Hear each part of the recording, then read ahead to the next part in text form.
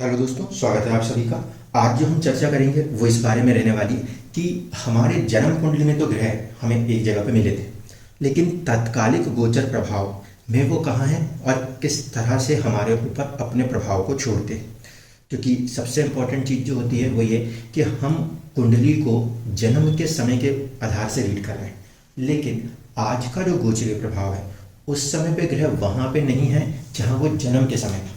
जन्म के समय की कुंडली जो होती है वो बेसिकली आपको ये बता रही है कि जीवन में क्या कुछ घटित होने की संभावनाएं हैं। जब जन्म कुंडली को नवमांश के साथ मिलाएंगे तब हम जोड़ पाएंगे कि क्या क्या चीज़ें हमें उसके फल स्वरूप मिलेगी। लेकिन वो कंप्लीट कॉन्ट्रैक्ट के साथ साथ बीच में दशा भी एंटर की गई है। कुंडली के अंदर ग्रहों की पोजीशन के साथ साथ दशाओं को भी एंटर किया गया है। दशाएं ये बताएंगी कि उस समय की परिस्थिति में कौन से भाव हमारे लाइफ के अंदर एक्टिव होकर काम करेंगे।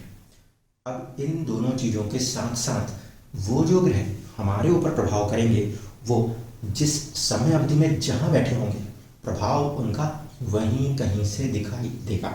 इस बात को समझिएगा, क्योंकि जो करंट एस्ट्रोलॉजी होगी, जो आज के लिए प्रेडिक्शंस की बात की जाएगी, उस समय जिस भी ग्रह की दशा चल रही है, जो भी वो प्रभाव दे रहा है, वो किसी न किसी अलग भाव में बैठ के, अलग राशि में बैठ के रिजल्ट करता है। तो उसकी वजह से कई सारी चीज़ें जो हैं वो करंट सिस्टम में चेंज होती हुई नजर आती है और दशाएं लंबी लंबी होती हैं। ऐसे स्थिति में जो भी फल उसको लगन कुंडली और नवांश कुंडली के लिहाज से देना था वो किसी सर्टेन पॉइंट और पोजीशन पे आके हमें अपने जीवन में देता है। इसको इस बात से समझिए, आपकी दैनिक दिनचर्याओं में आपका जीवन धीरे धीरे करके बढ़ता है, लेकिन कुछ पर्टिकुलर ऐसे दिन होते हैं जिसे आप मेमोरेबल मानते हो, जहां आपकी चीज़ें किसी इवेंट्स में कन्वर्ट होती हैं।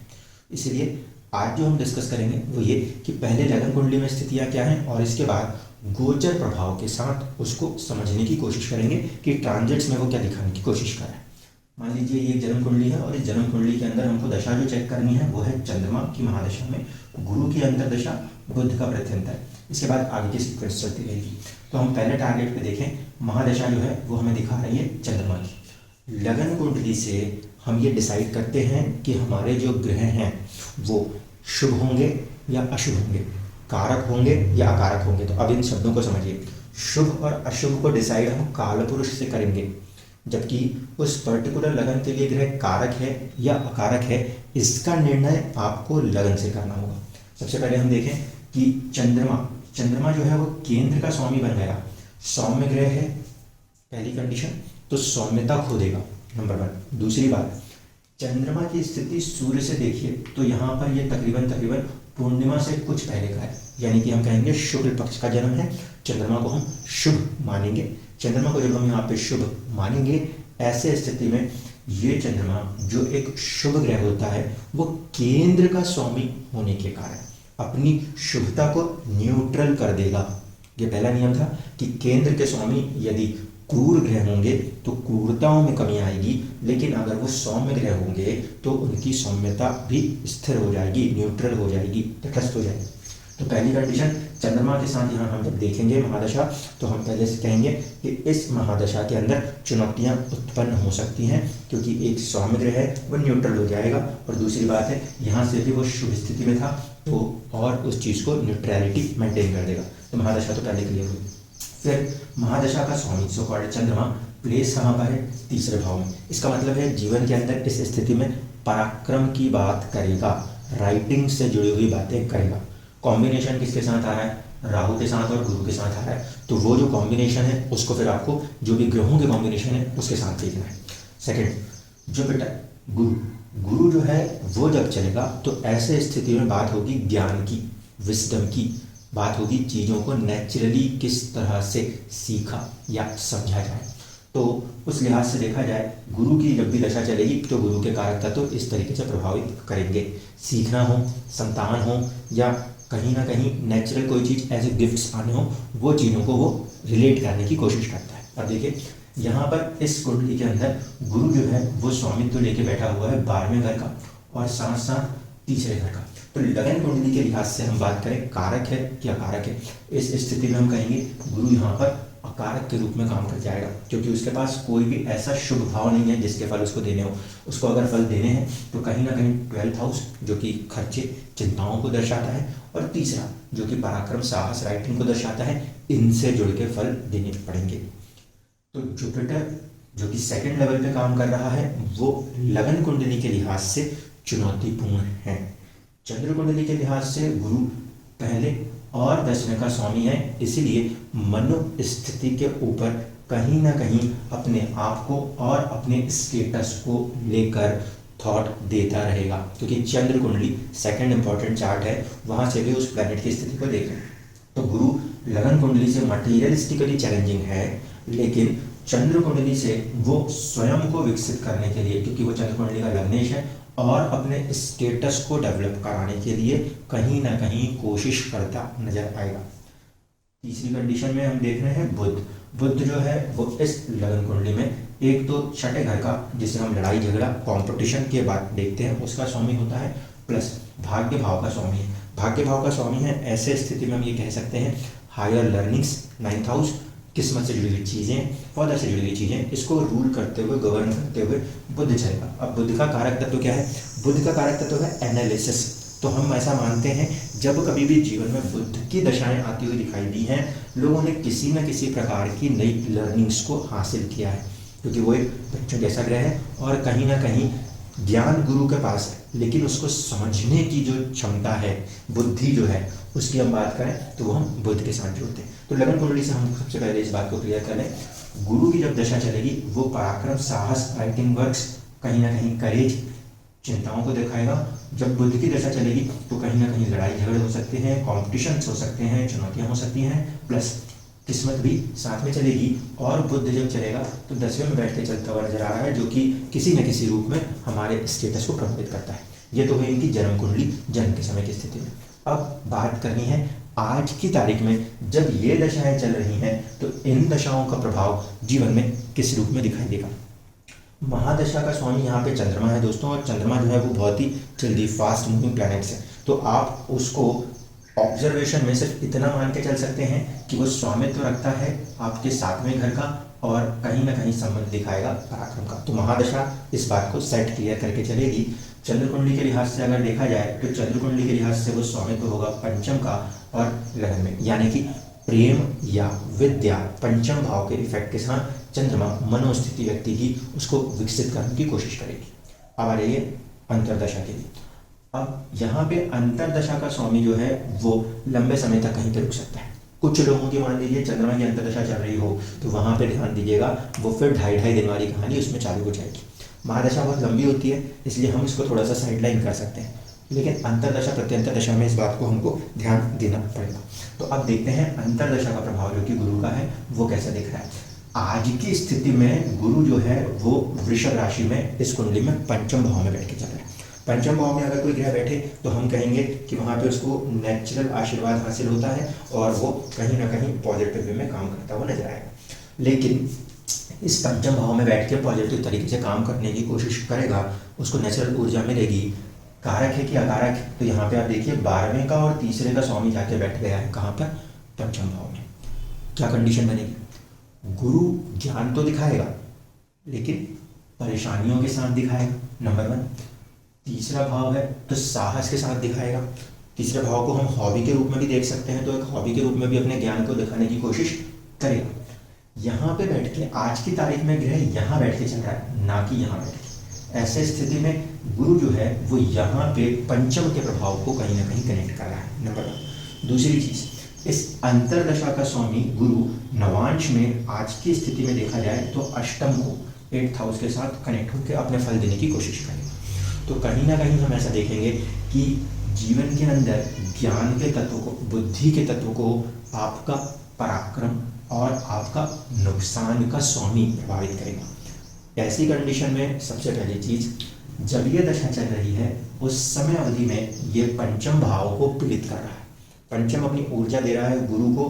गुरु शुभ ग्रह है, कुछ ना कुछ शुभता तो कोशिश करेगा, लेकिन लगन कुंडली के लिहाज से देखा जाए तो चिंताओं का स्वामी और पराक्रम के स्वामी को पंचम में समय स्थान मिल गया, पंचम भाव प्रभावित हो गया। हमारी बुद्धि, हमारी नींद, इन चीज़ों पे इसका प्रभाव आएगा, क्योंकि 12th हाउस जो होता है वो निद्रा को भी दर्शाता है।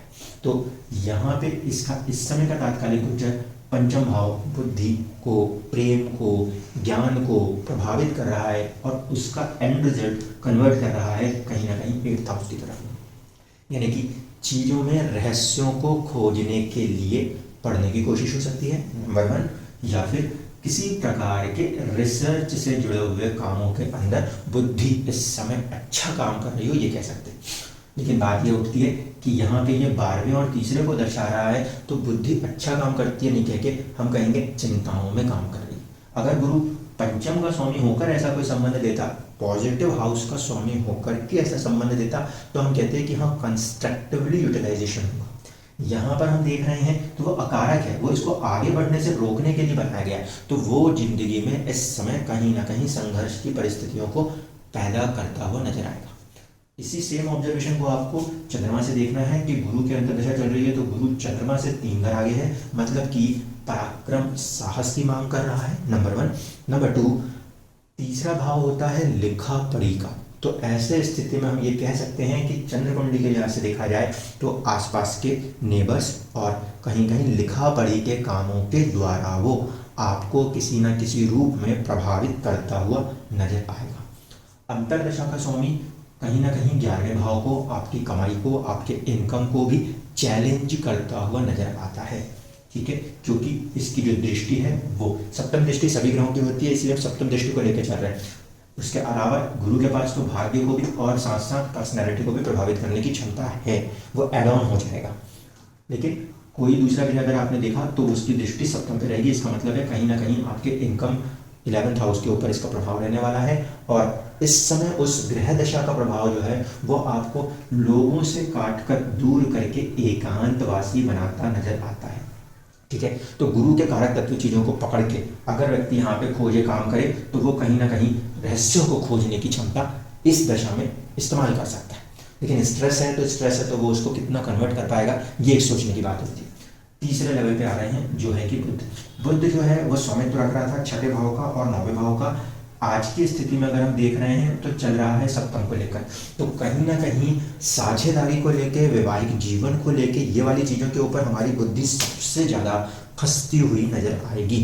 क्यों फंसना यहाँ पे शब्द यूज कर रहा हूँ, रीजन समझिएगा। बुध को लगन में दिशा बल प्राप्त होता है, सप्तम में दिशा बल हीन हो जाता है, तो वहाँ पे वो जो दिमाग लगेगा वो दिमाग ऐसे तरीके से आपको फोकस आउट करेगा, इस तरह से आपको खींचेगा कि परिस्थितियाँ ला के उसको लेकर डिस्टर्ब करेंगे। अगर दिशा बल हासिल होता तो फिर वो सोचने में पॉजिटिव ग्रोथ दिखाता, जहाँ वो दिशा बल नहीं दे पा रहा है ऐसे स्थिति में वो अपोजिट चीज़ों को सोचेगा, यानी कि जो क्रिएट होनी चाहिए वहाँ पर उस पर डिस्ट्रक्शन सोचने की क्षमता बढ़ा देगा, उसको नेचुरल सपोर्ट नहीं मिल रहा उस तरीके से अपने आप को निखारेगा। नंबर 2, यहाँ पे बुध 6ठे भाव का भी स्वामी है, इस कारण से वो थोड़ा सा चुनौतीपूर्ण भी।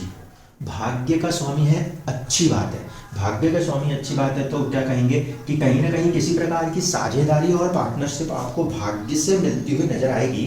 लेकिन वहीं लोगों के साथ जब साझेदारी हो या वैवाहिक जीवन हो, उस समय अवधि में इस ड्यूरेशन के अंदर एक प्रकार से युद्ध की स्थितियां, लड़ाई झगड़ों की स्थितियां भी बनती नजर आएंगी।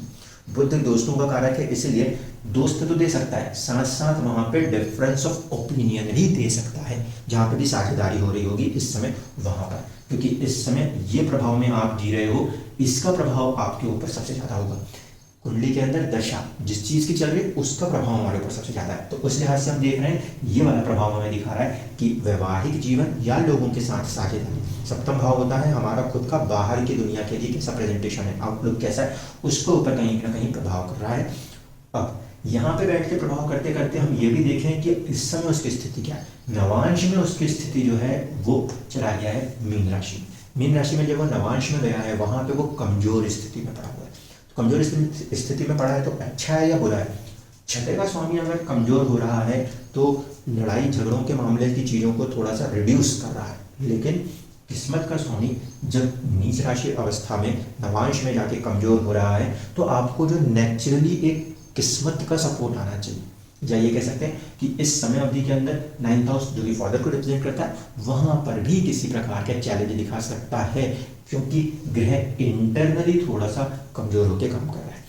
तो अब यहाँ पे फिर स्थिति को देखें, ये जो यहाँ पे नीच राशि अवस्था दिखा रहा है वो तीसरा भाव है, यानी कि दशा के अंदर ये एकांतवास दिखा रहा है लगन से, और ये आपको इस समय पराक्रम करते हुए दिखा रहा है आपके लगन कुंडली के आधार से। चंद्र कुंडली के आधार से जब स्टेटमेंट दूं तो देखिए, चंद्र कुंडली के लिहाज से ये पंचम है, पंचम यानी कि फिर ज्ञान है, तो तीसरा लेवल की चीज जो है वो ज्ञान की तरफ काम करने की कोशिश कर रही है, प्रेम की तरफ काम करने की कोशिश कर रही है, संतान की तरफ काम करने की कोशिश कर रही है। जबकि उसका प्रभाव आपके जीवन में आपको, क्योंकि चंद्र राशि वहीं पे जाके बैठ रहा है, तो आपको विकसित करने की कोशिश कर रहा है, सेल्फ को डेवलप करने की कोशिश कर रहा है। लेकिन किस प्रकार से, शुभ प्रकार से कि अशुभ प्रकार से? तो हम कहेंगे तटस्थ होकर, न्यूट्रल होकर, क्योंकि इस कुंडली में बुध के पास एक बहुत अच्छा घर भी है और एक चुनौतीपूर्ण घर भी है।